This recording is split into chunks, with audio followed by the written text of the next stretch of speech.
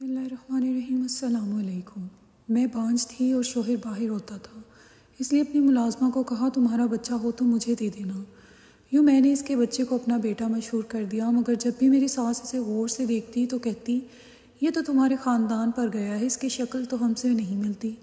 एक दिन मुझे भी कुछ शक हुआ तो इस बच्चे को लेकर अस्पताल गई और DNA करवाया तो जान निकल गई। सास सच कह रही थी कि इसका बाप तो पिछले कुछ दिनों से मैं अपने मुलाजमा के बदले हुए रंग ढंग देख रही थी।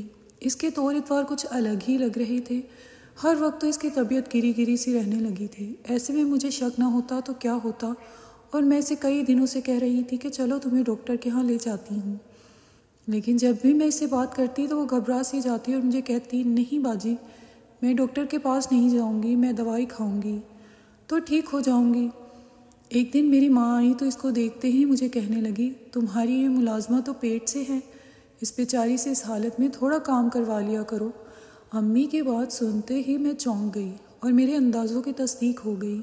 मुझे भी पिछले कई दिनों से यही शक हो रहा था, लेकिन हर बार मैं यही सोचती थी कि शायद मुझे कोई गलत फहमी हुई हो, क्योंकि ये तो अभी मैं बामुश्किल 20 साल की ही थी और इसकी शादी भी नहीं हुई थी, तो ऐसे में मैं इस पर इल्ज़ाम कैसे लगा सकती थी।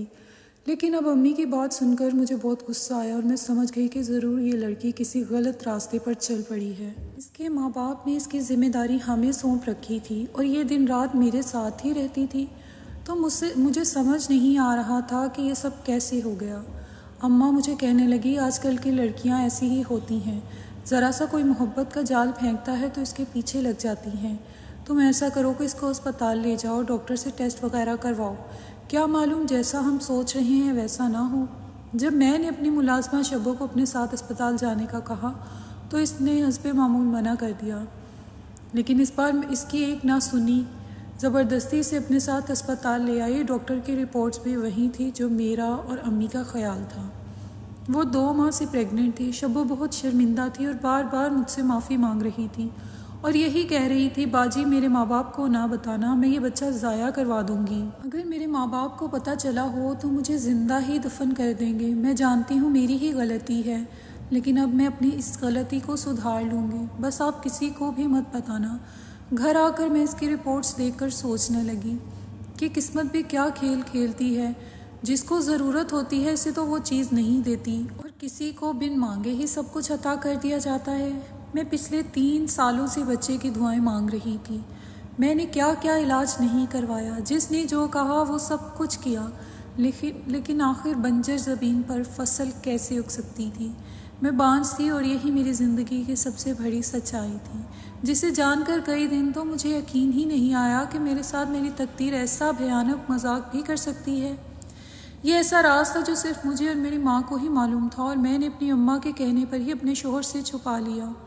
अगरचे मेरा शोहर मुझसे बहुत प्यार करता था, लेकिन मर्दों का क्या भरोसा, वो दूसरी शादी भी तो कर सकता था और मैं हरगिज़ भी इसे बांट नहीं सकती थी, इसलिए मैंने इसे कुछ भी नहीं बताया और ये कहा कि डॉक्टर ने कहा है कि खुदा के हाथ से देर है, हम दोनों की रिपोर्ट्स बिल्कुल नॉर्मल हैं।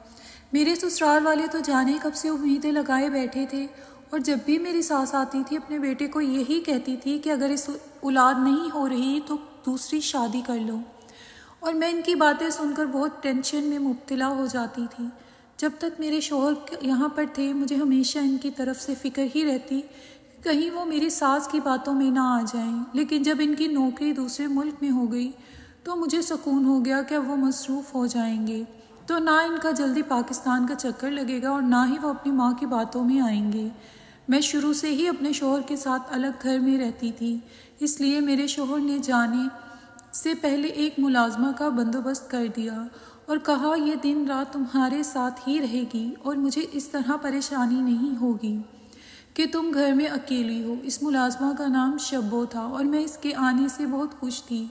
वो कम उम्र सी लड़की थी, लेकिन सारे काम बहुत फुर्ती और ईमानदारी से करती थी और इसके आने से मेरे बहुत सारे कामों में आसानियाँ पैदा हो गई थी और मेरा दिल भी लग गया था। शब्बो को मेरे घर में काम करते हुए काफ़ी अर्सा हो गया था और मैंने अभी तक इसमें कोई ऐब वगैरह नहीं देखा था। वो एक अच्छी लड़की थी, लेकिन अब इसकी रिपोर्ट्स देखकर मुझे अफसोस हो रहा था कि मुझे इस पर इस हद तक एतबार नहीं करना चाहिए था। ویسے تو ہم اکٹھے ہی رہتے تھے، لیکن جانے کس وقت اس نے میری آنکھوں میں دھول جھونک دی تھی۔ پھر مجھے یاد آیا کہ 3 ماہ پہلے میرے شوہر آئے تھے اور ان دنوں میں اپنے شوہر کے ساتھ ہی مصروف رہی تھی۔ روز ہی ہم کہیں نہ کہیں گھومنے پھرنے چلے جاتے، کبھی کہیں تو کبھی کسی رشتہ دار کے گھر۔ تو اس عرصے کے دوران میں نے شبوں پر اتنا خاص دھیان نہیں دیا تھا کہ اس کی زندگی میں کیا چل رہا ہے۔ کبھی کبھار تو وہ مجھ سے چھٹی لے کر بھی چلی جاتی تھی، اور 1-2 بار جب مجھے میرے شوہر کو دوسرے شہر جانا تھا تو میں نے اسے خود بھی کچھ دنوں کے لیے گھر کی دیکھ بھال کے لیے اکیلا چھوڑ دیا تھا۔ یہ سب کچھ تب ہی ہوا تھا۔ مجھے کچھ سمجھ میں نہیں آ رہا تھا کہ اب کیا کرنا چاہیے۔ میں تو یہی چاہتی تھی کہ میں اس کے ماں باپ کو بتا دوں کہ آپ کی بیٹی نے کیا کارنامے سر انجام دیے ہیں، لیکن وہ بار بار میرے آگے ہاتھ جوڑ رہی تھی، میرے پیر پکڑ رہی تھی اور منتیں کر رہی تھی کہ میں اس کے ماں باپ کو کچھ بھی نہ بتاؤں۔ وہ یہی کہے جا رہی تھی کہ میں یہ بچہ گرا دوں گی، کسی کو کچھ پتہ نہیں چلے گا۔ ایک طرف میں تھی جو 3 سالوں سے بچے کے لیے تڑپ رہی تھی، اور دوسری طرف یہ تھی جسے بن مانگے یہ نعمت عطا کر دی گئی اور یہ اس کو ضائع کرنے پر تلی ہوئی تھی۔ اسی وقت اچانک میرے ذہن میں خیال آیا کہ اگر میں تھوڑی سی ہمت اور کوشش کروں تو میں اپنی سونی زندگی میں رنگ بھر سکتی ہوں۔ میں نے شبوں سے کہا، تم جانتی ہو کہ مجھے اولاد کس قدر تڑپ ہے، لیکن میں بچہ پیدا نہیں کر سکتی۔ تو ایسا کرتے ہیں، تم اپنا یہ بچہ مجھے دے دینا اور میں اسے اپنا بیٹا بنا لوں گی اور کسی کو کچھ بھی پتہ نہیں چلے گا۔ شبو تو فوراً مان گئی، اسے اپنے مسئلے کا حل مل رہا تھا، اسے اور کیا چاہیے تھا۔ میں نے اسے کئی بار پوچھنے کی کوشش کی کہ اس بچے کا باپ کون ہے، مجھے بتاؤ، لیکن اس سوال پر تو وہ اپنا منہ ہی سی لیتی۔ میں جتنا مرضی اس سے پوچھنے کی کوشش کرتی، وہ جواب نہیں دیتی۔ مجھے کہتی کہ باجی، مجھ سے اس کے باپ کے بارے میں مت سوال کریے گا، ورنہ میں یہاں سے چلی جاؤں گی۔ آخر پھر میں نے ہی چپ سادھ لی۔ میں نے اپنے شوہر کو فون کر کے خوشخبری سنائی کہ وہ باپ بننے والا ہے، تو وہ بہت خوش ہوا، اور لمحوں میں ہی یہ خبر سارے خاندان میں پھیل گئی تھی۔ شبو کو میں نے کہہ دیا تھا کہ وہ کبھی میرے کسی رشتہ دار کے سامنے مت آئے، ورنہ میں اس کی حالت دیکھ کر کوئی بھی چونک سکتا تھا۔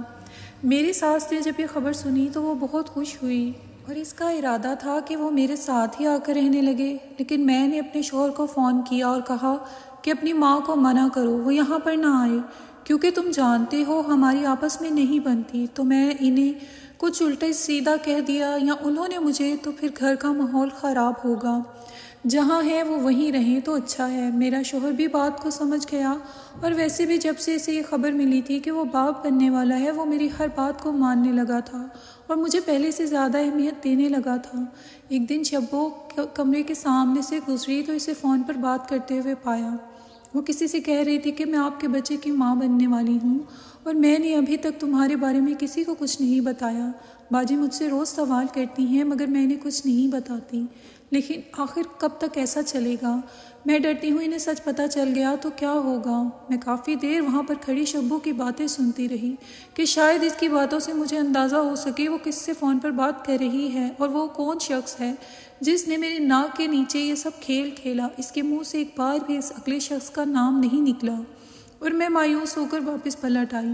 اگر وہ گھر سے باہر جاتی تو میں یقینی طور پر اس کا پیچھا کرتی اور دیکھتی کہ وہ کس سے ملنے جا رہی ہے، لیکن اب اس کی حالت ایسی نہیں تھی کہ وہ باہر جا سکتی، اس لیے وہ گھر ہی رہتی تھی، اور بہت جلد ڈیلیوری کا وقت بھی آ گیا۔ میں نے اپنی ماں کو فون کر کے بلا لیا، کیونکہ میرے راستے صرف وہی آگاہ تھی۔ ہسپتال میں پہلے سے ہی ایک ڈاکٹر وہاں موجود تھی جس سے ہماری بات ہو گئی تھی۔ جب شبو نے ایک خوبصورت سے بچے کو جنم دیا تو ڈاکٹر نے اسے لا کر میری گود میں ڈال دیا، اور اسی وقت ہم سب رشتہ داروں کو فون کر کے اسپتال بلا لیا۔ سب بہت خوش تھے اور بچے کو بہت پیار کر رہے تھے۔ سب ایک دوسرے سے یہ پوچھ رہے تھے کہ بچہ کس پر گیا ہے۔ کوئی کہہ رہا تھا یہ اپنی ماں پر ہے، تو کوئی کہہ رہا تھا باپ پر، لیکن سچائی کیا تھی یہ تو میں جانتی تھی۔ میری ساس میرے ساتھ ہی میرے گھر پر چلی آئیں۔ اس کا ارادہ یہاں پر کچھ دن رہنے کا تھا۔ مجھے تو بچے پالنے کا کوئی تجربہ نہیں تھا، تو زیادہ تر وہی میرے بچے کو سنبھالتی تھیں۔ 1-2 بار اس نے شبو کے بارے میں پوچھا تو میں نے اسے یہ کہہ کر مطمئن کر دیا کہ اس کی ماں کی طبیعت خراب ہے، تو وہ کچھ دنوں کے لیے چھٹی لے کر اپنے گاؤں گئی ہے۔ ایک دن میں نے دیکھا میری ساس بہت غور سے بچے کو دیکھ رہی ہے۔ میں پاس گئی تو چونک کر کہنے لگی کہ یہ بچہ تو ہم میں سے نہیں۔ مجھے لگتا ہے یہ تمہارے خاندان پر ہے، ایسا نان نقشہ تو تم لوگوں کا ہی ہے۔ اس نے تو یہ بات سرسری سی انداز میں کی تھی، مگر میں چونک کر رہ گئی۔ اب کہ میں نے بھی بچے کو غور سے دیکھا تو مجھے کچھ شک ہوا کہ کہہ تو میری ساس ٹھیک ہی رہی ہے، تو کہ اس کا مطلب یہ تھا کہ میرے خاندان میں سے کسی کے ساتھ شبو کا تعلق ہے۔ لیکن ایسے کیسے ہو سکتا تھا؟ میرے 2 بھائی تھے، جن میں سے بڑا تو شادی شدہ تھا اور دوسرا بھائی پڑھائی کے سلسلے میں تب سے ہی باہر کے ملک میں تھا، جب شبو ہماری زندگی میں بھی نہیں آئی تھی۔ تو ایسا میں سوچ بھی نہیں سکتی تھی۔ ویسے بھی شبو کب میرے ساتھ کبھی میرے میکے والوں کی طرف گئی تھی جو یہ سب ہوتا کہ اس کا کسی کے ساتھ تعلق بنا ہو؟ مجھے عجیب لگ رہا تھا۔ پہلے میں نے اتنا غور نہیں کیا تھا، لیکن اب جب بھی میں اپنی ساس کے کہنے پر اسے غور سے دیکھتی تو مجھے بھی یہی محسوس ہوتا کہ اس کا نقشہ تو ہم لوگوں جیسا ہی ہے۔ آخر پھر میں نے سوچا مجھے شبو سے ہی معلوم کر لینا چاہیے کہ کس کا گناہ ہے۔ ہرگز بھی اپنے خاندان والوں کے خلاف اپنے دل میں کوئی بات نہیں رکھنا چاہتی تھی، اسی لیے میں چلی آئی، کیونکہ آپریشن سے ڈیلیوری ہوئی تھی اور وہ تھی بھی کم عمر، اسی لیے ڈاکٹروں نے ابھی تک اسپتال میں رکھا تھا۔ میں جب کمرے میں داخل ہونے لگی تو دروازے پر ہی رک گئی، کیونکہ شاید اندر کمرے میں کوئی مرد موجود تھا۔ اس کی پشت میری طرف تھی اور وہ جھکا شبو سے کچھ کہہ رہا تھا۔ میرے اندر جاتے ہی شبو گھبرا گئی۔ اس کے منہ سے نکلا، باجی آپ یہاں؟ میں نے واضح طور پر محسوس کیا کہ وہ جو کوئی بھی تھا اس نے فوراً سے اپنا چہرہ چھپانے کی کوشش کی تھی۔ اس سے پہلے میں آگے بڑھ کر اس کی شکل دیکھنے کی کوشش کرتی، اس نے مجھے کوہنی سے دھکا دیا اور ہاتھوں سے اپنا چہرہ چھپاتے ہوئے باہر کو بھاگ گیا۔ میں بھی جلدی سے پیچھے بھاگی تاکہ دیکھ سکوں یہ کون ہے، لیکن اس کی رفتار کافی تیز تھی، اس لیے میں اس تک پہنچ نہیں پائی۔ میں نے کمرے میں آ کر شبو کا بازو سختی سے دبوچتے ہوئے پوچھا کہ تمہیں بتانا ہی ہوگا کہ یہ کون تھا اور تمہارے بچے کا باپ کون ہے؟ وہ رونے لگی اور کہنے لگی، باجی مجھ سے یہ سوال نہ کرو، ورنہ بہت سے خاندان بکھر جائیں گے۔ میں نہیں چاہتی کہ سب کی پرسکون زندگی میں کوئی بونچھال آ جائے۔ ابھی وہ مجھے یہی دھمکی دینے آیا تھا کہ اگر میں نے اس کے بارے میں کسی کو بھی بتایا تو وہ مجھے زندہ نہیں چھوڑے گا، اگر آپ کو پتہ چلا تو میری خیر نہیں، اس لیے مجھے معاف کر دیں، میں آپ کو نہیں بتا سکتی۔ وہ واضح طور پر ڈری ہوئی تھی اور یہی کہہ رہی تھی کہ میں کسی کا گھر نہیں توڑنا چاہتی، آپ ویسے بھی یقین نہیں کریں گی تو اس لیے بات کو رہنے دیتے ہیں۔ اس کی باتوں سے مجھے شک ہو رہا تھا کہ شاید میرے ہی خاندان میں کوئی تھا، لیکن میں اپنے بڑے بھائی پر کبھی بھی شک نہیں کر سکتی تھی، اور میرا چھوٹا بھائی اگرچہ ان دنوں چھٹیوں پر یہی تھا، لیکن اس کا تو شبو سے آمنا سامنا ہوا ہی نہیں تھا۔ اس کے علاوہ اور میرے خاندان میں کوئی مرد نہیں تھا۔ میرے بابا کا تو برسوں ہی انتقال ہو گیا تھا اور ہمارے گھر میں کوئی مرد ملازم بھی نہیں تھا یا کوئی اور کزن وغیرہ بھی نہیں تھا، تو آخر اس بچے کی شکل میرے خاندان والوں سے کیوں مل رہی تھی؟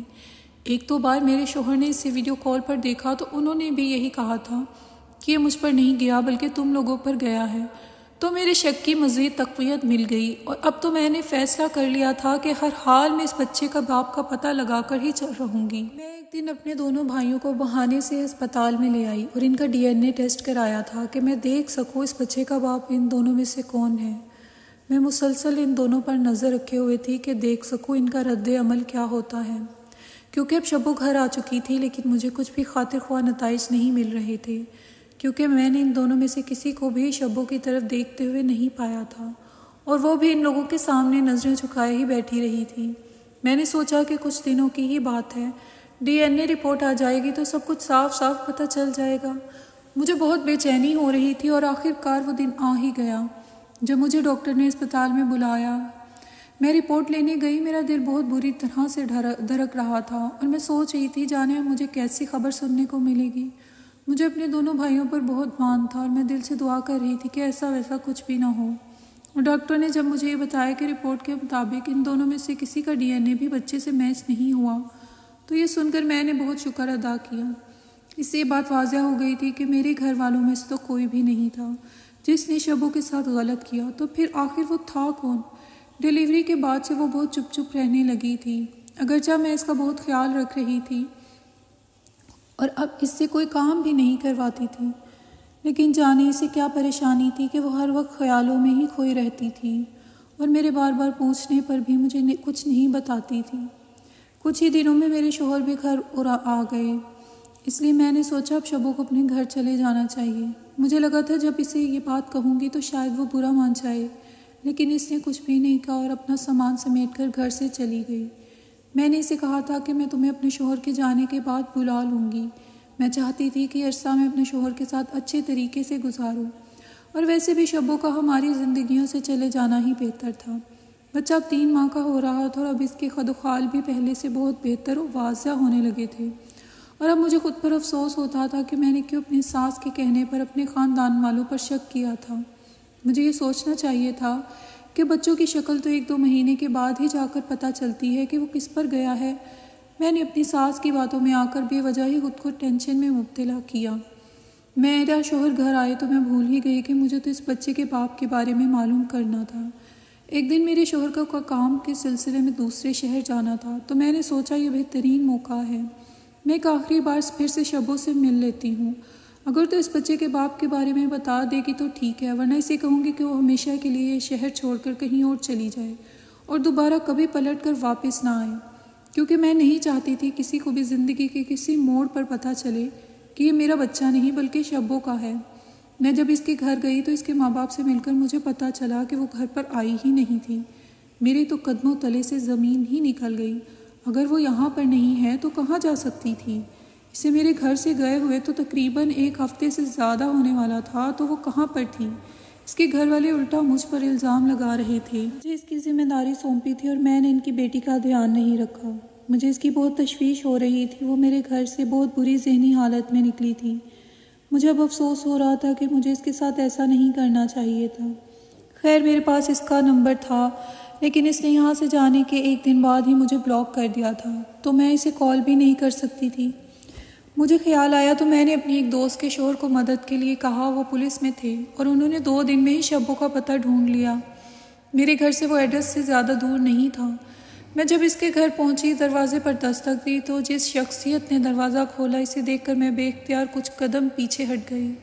مجھے اپنی آنکھوں پر یقین نہیں آ رہا تھا کہ میں اس کو یہاں پر دیکھوں گی۔